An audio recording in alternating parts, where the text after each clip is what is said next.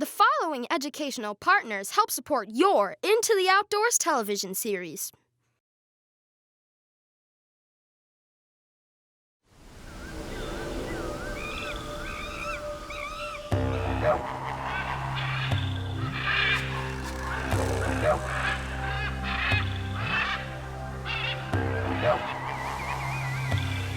What's up, Josh?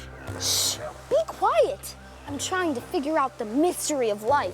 Well, you'll need a lot more than a magnifying glass for that. Huh? It's all about chemistry, atoms and molecules and how they react.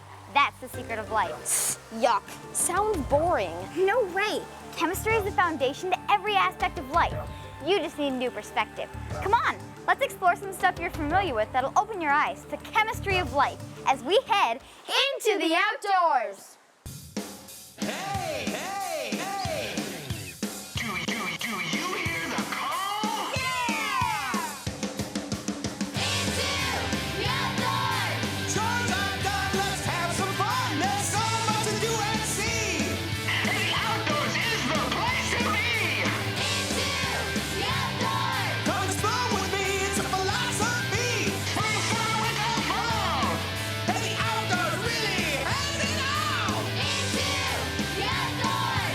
Earth and sky and the wet and wild, jump in and you will see! There's no place that you'd rather be! Into the outdoors!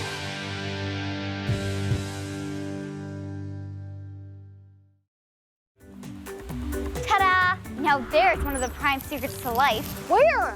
All around us, silly. These plants, every single one of them, are using inorganic chemicals to make organic compounds.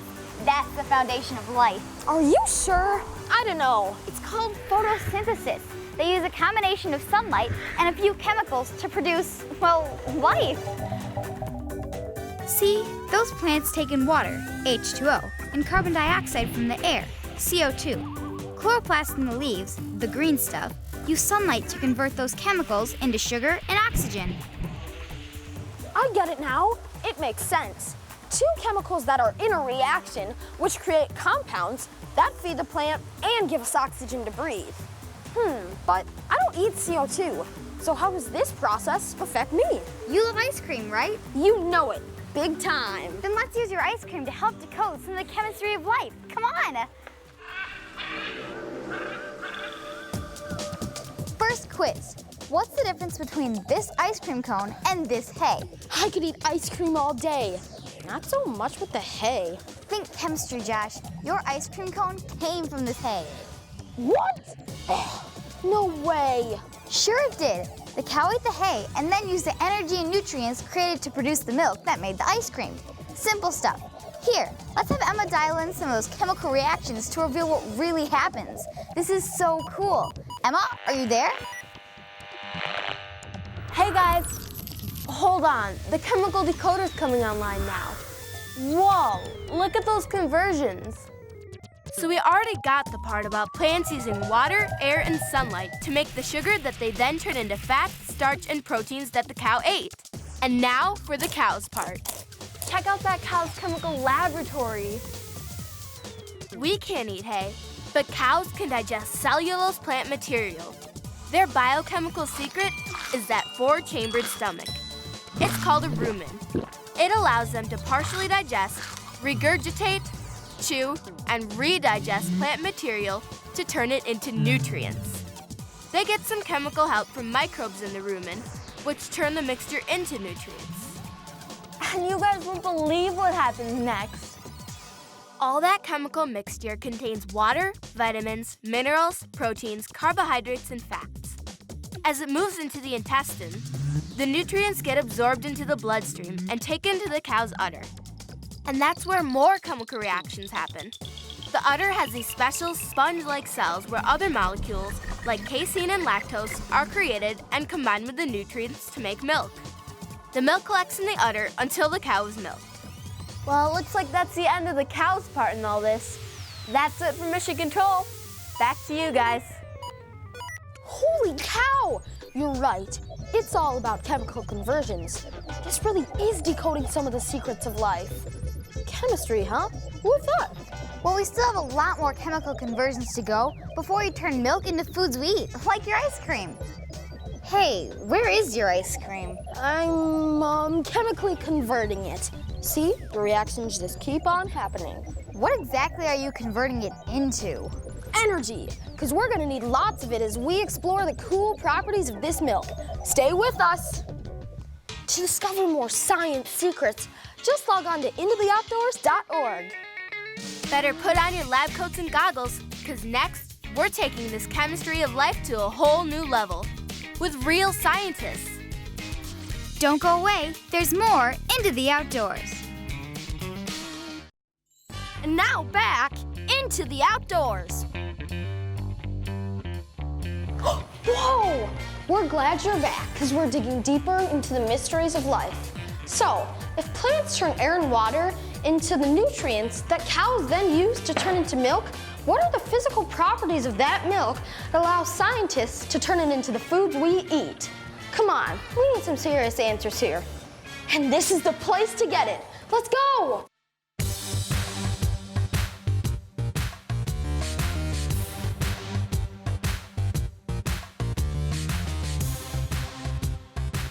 Hi, I'm Josh, the new dairy chemist. Hi Josh, I'm Becky. I'm glad you're here. Let's get to work. So, how much do you know about this job? Well, I know cows make milk, and that's pretty much it. Milk is clearly a liquid, but it isn't a clear liquid, so what is it? Milk is predominantly made up of water, but it also contains solids such as fat, protein, nutrients like lactose, minerals, and vitamins. Ah, so milk is a natural emulsion that contains water, carbohydrates, proteins, vitamins, and minerals. An emulsion is a mixture of two or more liquids that normally don't mix. Emulsion comes from the Latin word meaning to milk. How cool! Whole milk contains about 3.5% milk fat dispersed in the emulsion. But Becky explained that dairy scientists can also process milk so that it contains different amounts of milk fat. So, this is skim milk. Does this come from a skinny cow? No, actually, the fat is removed from the milk. So, whole milk contains about 35 grams of milk fat, which is represented here by the butter. Wait, so how is this stuff removed from the milk? It's removed by a separator, which is a large centrifuge. So when it spins around, the fat, which is lighter, comes to the top, and the skim milk, which is heavier, goes to the bottom. Wait, there must be something wrong with your machine. I mean, I thought there wasn't supposed to be any fat left. Well, it's still considered skim milk if there's just a little bit of fat left. Becky also explained how the science of milk relates to the science of life. For instance, milk contains calcium and phosphorus for building our bones, protein for making muscles, and carbohydrates for producing energy. Now it's all making sense. Maybe I could become a dairy chemist someday. Hey, my grandfather used to say that the cream in milk would rise to the top. What does that mean? I mean, I tried it at my house and it never seemed to work. Well, Josh, the milk that you have at your house is homogenized. But the milk that your grandfather probably had was not homogenized. If you want to pour the fat into the water, you can see what your grandfather meant by the fat rising to the top. Whoa! So you can see the fat globules rising to the top, and that is because fat is less dense or lighter than water. That must have been some pretty cool milk. Ooh, look at all the bubbles. The cream, or milk fat, also rises to the top because it's the lighter portion of the emulsion that normally doesn't mix. That's where homogenization comes into the picture. Wait, I don't really get this homogenization thing. What is it? Homogenization occurs when we put the milk through another piece of equipment called a homogenizer. It's a giant piston that smashes the milk. So it smashes the milk fat into tiny little pieces where they can't form back together again, and they're evenly distributed throughout the milk. That's why the cream doesn't rise. I aced my last experiment. So, what's next? Well, Josh, I think it's important to understand the difference between a fluid milk, evaporated milk, and a milk powder. And that has to do with the amount of moisture. So fluid milk contains 87.5% moisture, evaporated milk has 77%, and powdered milk only has 4%. So how do they get all the moisture out of this? For the evaporated milk, they use an evaporator, and for the milk powder, they use a spray dryer. Oh, I get it. Water molecules break off of the liquid and then they float it up into the atmosphere, right? Something like that, Josh. It makes you wonder, does it ever rain particles of milk? So, if milk has all these different components, it makes me wonder, how can milk scientists, like me, use these properties to make milk into other foods? Yeah, Josh. If you're going to be working here, I suggest you brush up on the history of milk. Whoa! People have been using milk from cows for thousands of years to... You're not gonna believe this, so stay with us. Want to share some of this milk science with friends? Heck, just log on to intotheoutdoors.org. Hang on to your seats, because next we're cranking up a time machine back to ancient Egypt and beyond. Don't go away. There's more. Into the outdoors. And now back into the outdoors.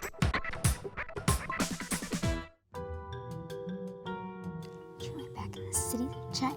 Oh, welcome back to the chemistry of life.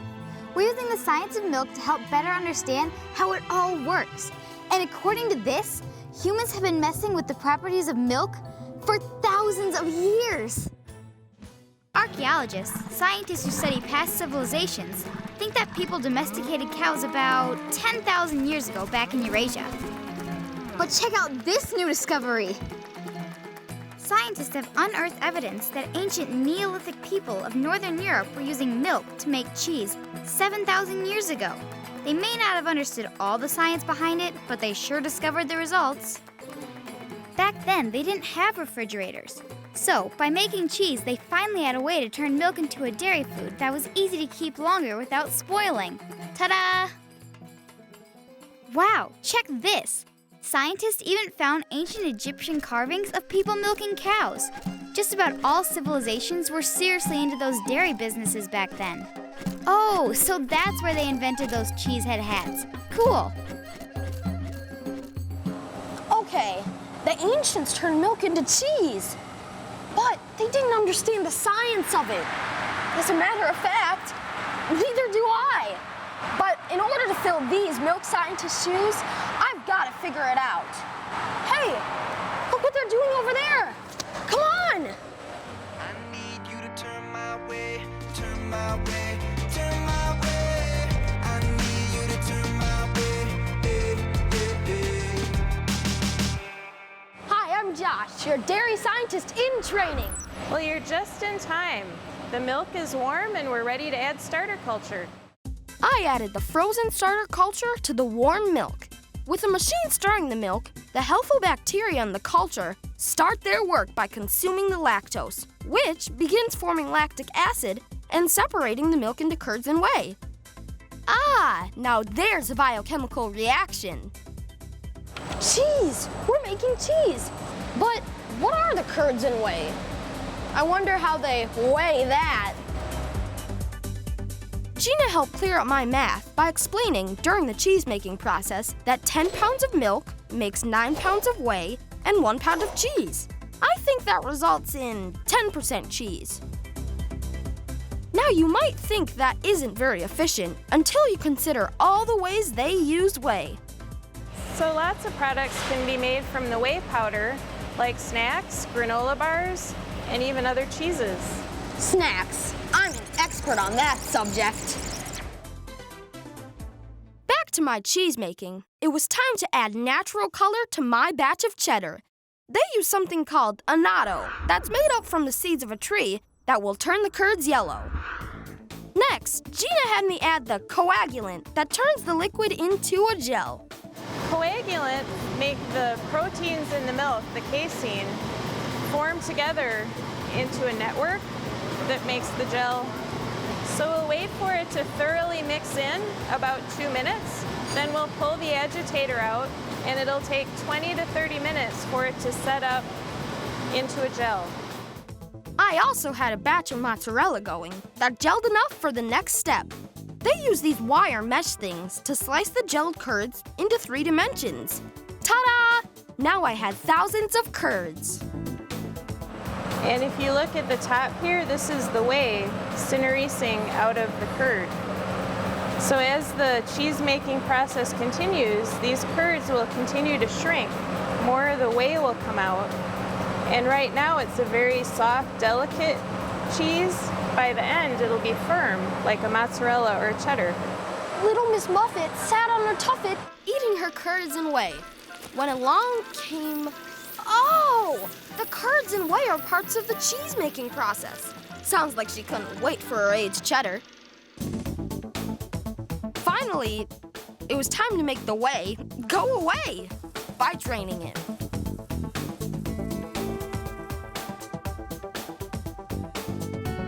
Our curds formed into a big slab that we cut into pieces, then turned them again and again to drain more whey.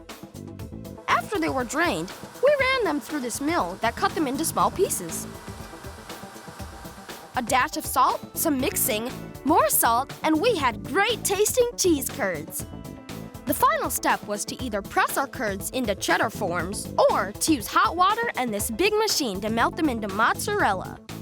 And as the cheese curd goes through those augers, it lines up the proteins, the casein in the cheese. And that's why pasta filata cheeses like mozzarella and provolone, you can pull them apart and get that beautiful tear. Quick, I need 2 big pieces of bread.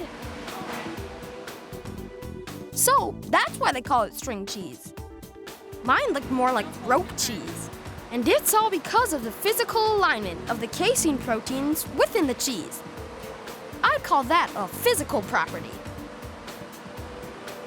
At last, it was time for my cheese-making taste test. That's some good cheese. Finally, Gina elevated my understanding of cheese to a whole new level by explaining the differences in a number of Wisconsin cheeses. Guess what I had for lunch that day?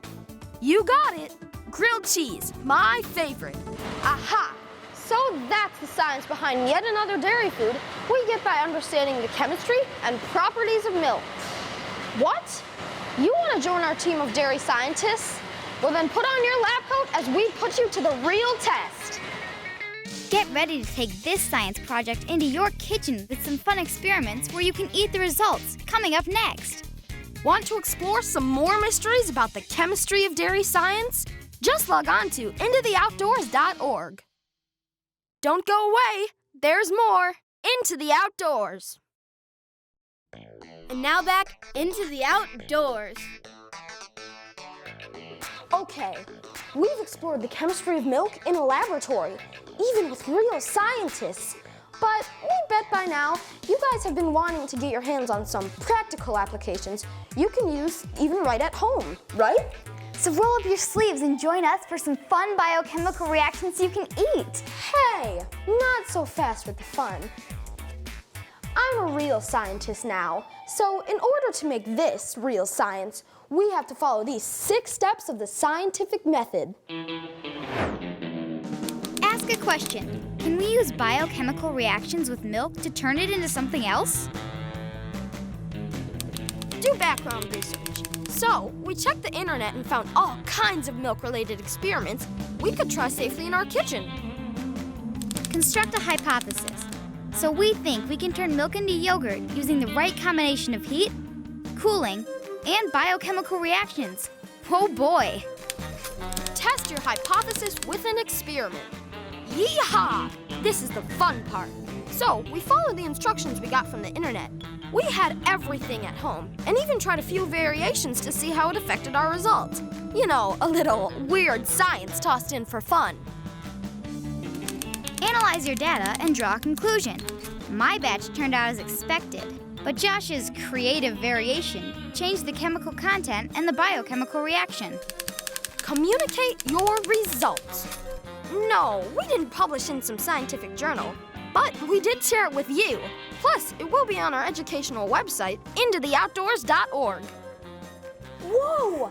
think about it. We're real scientists now, so we can... Hold on, you guys. What is that? Is that Emma? The real scientists back at the dairy lab are looking for some verification of your scientific method. Here's what they want to know first. What were your key ingredients, and how did you conduct your experiment?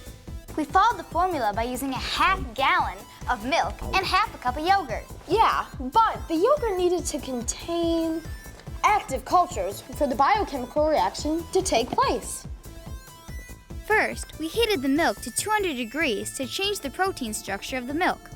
Make sure you have parent or adult supervision for all of this. Then, we cooled it to about 115 degrees and inoculated it with our active yogurt. Next, we incubated the mixture at 110 degrees for 6 hours. That's when the biochemical reaction took place. Almost. Mr. Creative here took part of his batch out and added some honey. That didn't turn out so well. That's all good, but the scientists really want to know if you understand what's happened biochemically. Sure, the yogurt we added contained a friendly bacteria called lactobacillus. Those little lacto guys ferment the lactose sugar in the milk, turning it into lactic acid. That causes the curd to form, giving the yogurt its thick and creamy texture. And the reaction also changed the milk physically. We got a twofer. We got more than that. The lactic acid also helps preserve the yogurt from bad bacteria, gives it a tart flavor, and makes it easier for us to digest. I'll say, now it's your turn to become a dairy scientist right at your own home. Based on what you know about the properties of milk, here's your experiment. Fill a quart jar about 1/3 full with heavy cream. You can either use whipping cream or heavy cream from the dairy section of your grocery store. Screw the lid tight and shake the jar until you see and feel something changing.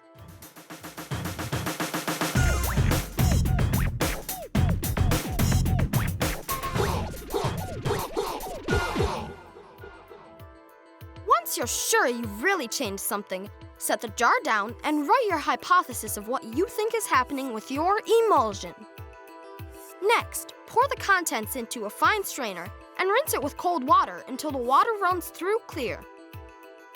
Finally, put the contents into a glass container and chill it. Write up the results of your experiment and how the remaining substance might be part of your life.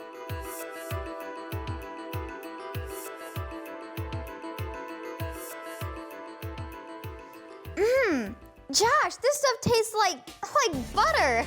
Oh no! Now everyone knows the answer to the experiment. Not really. They still need to explain what happened and why with some online research. I guess you're right. But I have to admit, after today, this glass of milk, that plant, our yogurt, and even my favorite ice cream will never look the same. That's a good thing, right? Oh, you bet. But like you, with the help of this milk, I'm beginning to understand that the secret of life is really about understanding the chemistry of life. Now what do you say we take all the science we've learned with this as you join us next time for another adventure of discovery into the outdoors! Woo!